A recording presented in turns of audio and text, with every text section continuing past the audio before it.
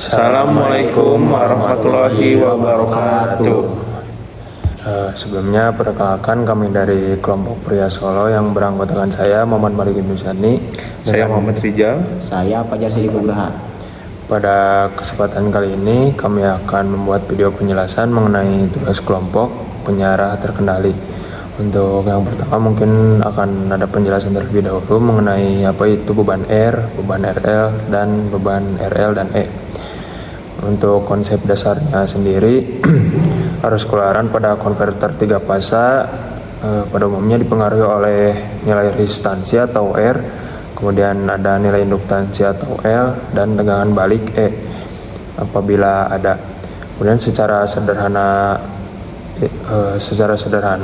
R itu mengatur besar arus, kemudian L mengatur bentuk arus, halus atau tidaknya, dan E mengatur arah dan kestabilan arus.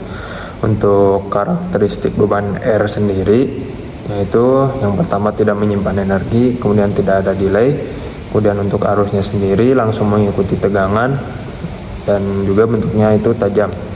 Kemudian untuk beban RL atau resistif induktif, untuk karakteristiknya sendiri, induktor menyimpan energi, menahan perubahan arus, dan untuk arusnya sendiri tidak langsung naik atau turun, dan juga lebih halus dibanding dengan beban R. Kemudian untuk karakteristik beban RL plus E ini atau dengan tegangan balik, adanya sumber tegangan tambahan atau back EMF. Untuk contohnya sendiri ada motor DC, kemudian untuk arusnya sendiri lebih stabil dan dipengaruhi oleh tegangan balik.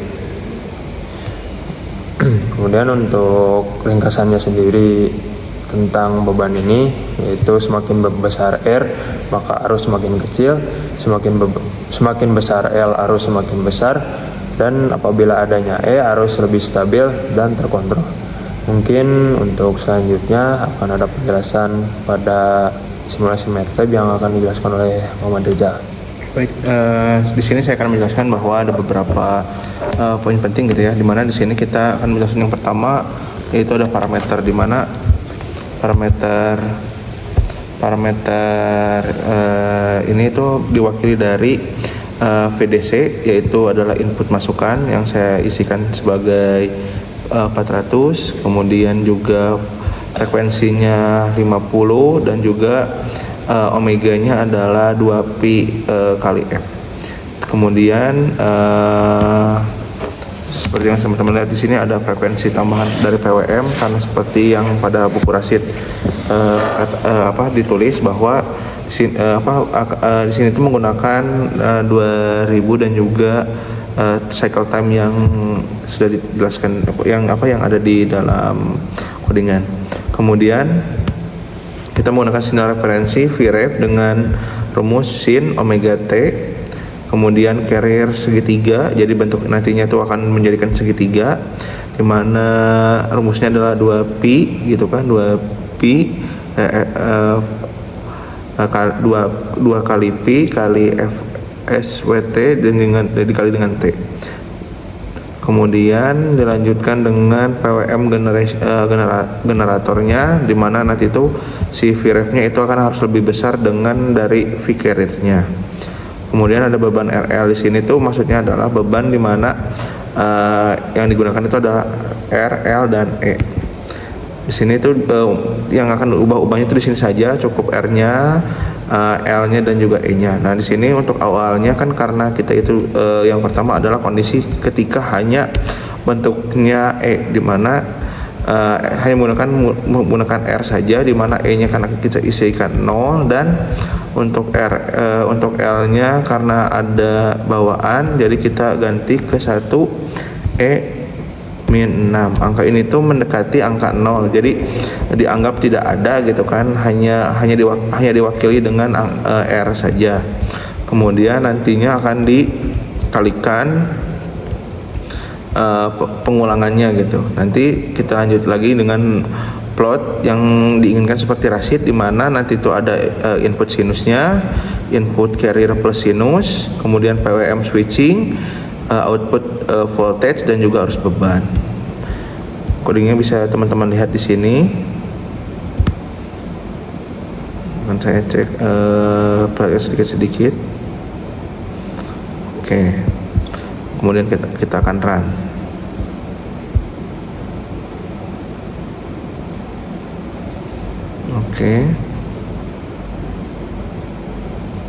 Oke, kita akan zoom. Di sini teman-teman bisa melihat, di sini adalah yang paling atas adalah sinyal referensi atau sinyal carrier.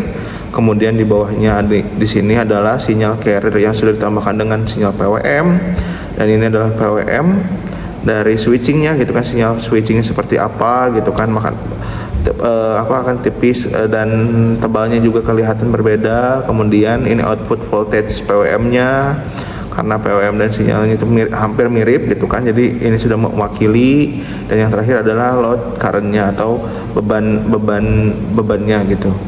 Oke, ini adalah ketika kondisi di mana R-nya itu kecil ya, dimana maksudnya di sini itu adalah kita menggunakan nilai 5. Untuk beban R yang besar, angka 5 tersebut akan kita ganti dengan angka 50 untuk mewakili R besar. Baik, kita akan run kembali.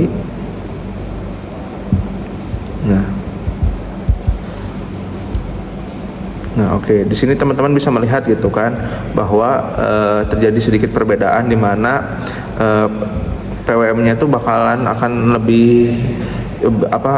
lebih berjarak gitu dibandingkan tadi kan. Tadi itu benar-benar rapat, sedangkan ini sekarang itu jaraknya itu lebih renggang daripada sebelumnya. Kita lanjut dengan kondisi yang kedua, di mana akan menggunakan R dengan L.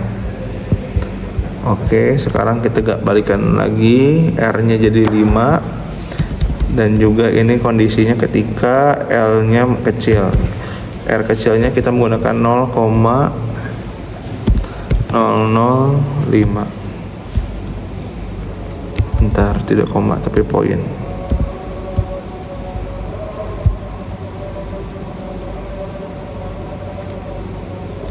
Kita akan run. Oke, baik. Di sini teman-teman bisa melihat bahwa kondisi pada current load-nya juga berubah ya. Di sininya mendekati sinusoidal dengan banyak sekali ripple pada bagian tertentunya gitu. Tapi untuk bagian PWM-nya itu masih tetap seperti yang sebelumnya, namun untuk output voltage-nya itu bakal lebih renggang lagi gitu dibanding yang sebelumnya.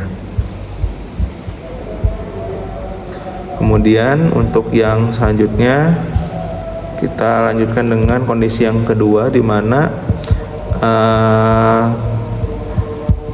R-nya besar dengan L yang kecil. Kita run lagi.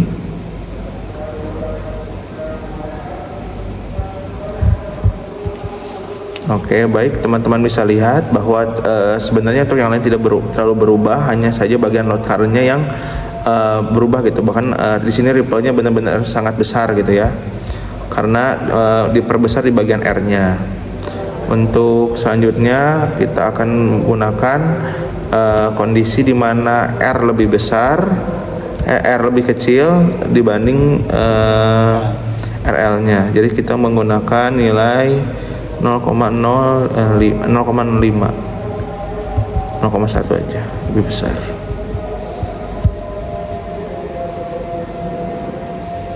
Kita akan coba lihat. Nah, ya di sini teman-teman bisa lihat bahwa ketika L yang besar itu, maka ripple-nya itu lebih kecil gitu ya dibanding dengan yang sebelumnya. Oke, bagaimana ketika dua-duanya besar gitu ya?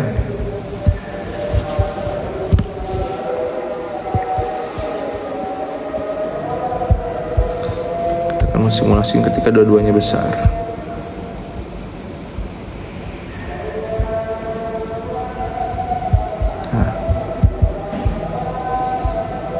Ini ketika ripple-nya kita buat besar, R-nya kita buat besar gitu. Nah, ini kan memperlihatkan bahwa ripple-nya itu kembali muncul, tapi tidak sebesar yang sebelumnya gitu. Jadi R dan L-nya itu bisa dibilang saling mengurangi gitu.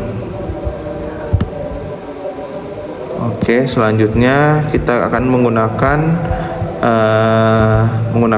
di mana di sini E-nya kita akan gunakan yang 100 dengan kondisi ini kecil dan ininya diperbesar. Ini ketika kondisinya kecil, maaf. Nah, teman-teman bisa lihat ketika kita menggunakan dengan beban R dan L yang kecil, maka ripple-nya itu bisa teman-teman lihat akan terlihat lebih rapih gitu ya dibanding dibanding hanya menggunakan R dan L yang kecil gitu. Tapi untuk kondisi yang terakhir yang dua-duanya sama-sama besar,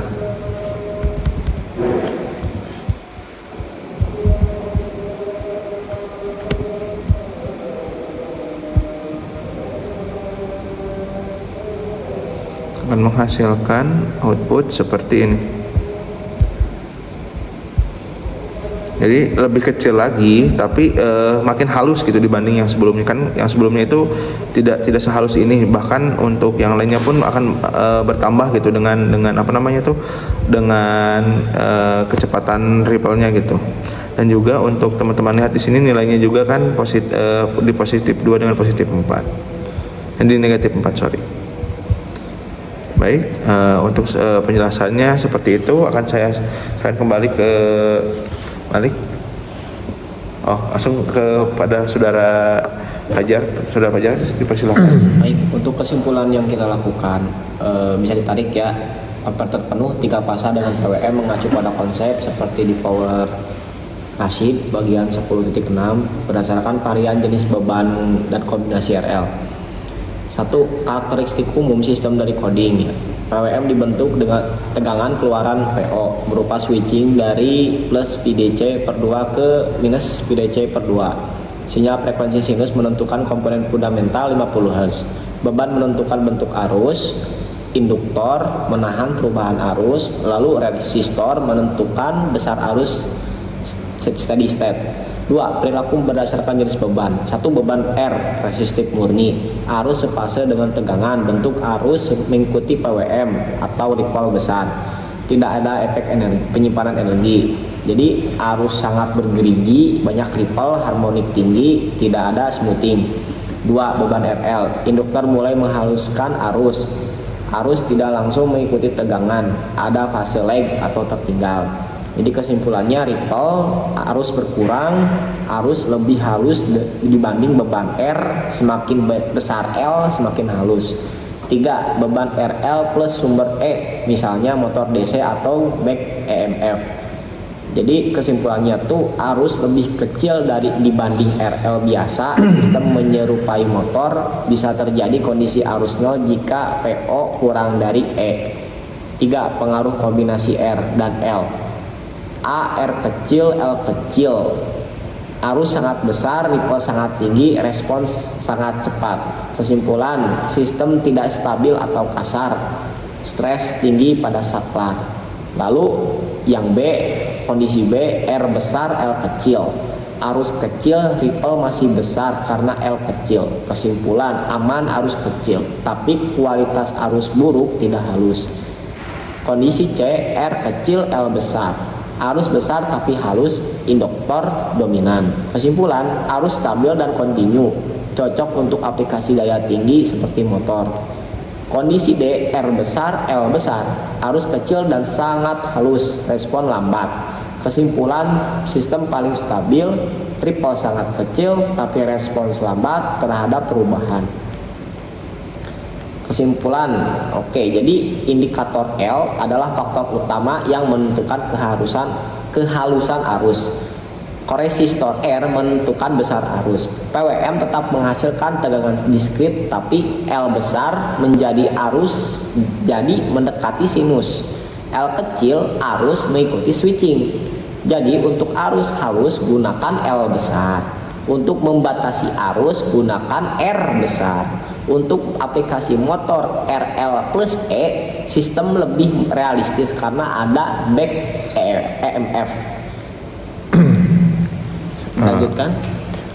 Mungkin udah dicukupkan sekian mengenai video penjelasan tentang simulasi MATLAB mengenai pengaruh beban RL plus E terhadap karakteristik arus dan PWM. Mungkin terima kasih, kurang lebihnya mohon maaf. Assalamualaikum warahmatullahi wabarakatuh.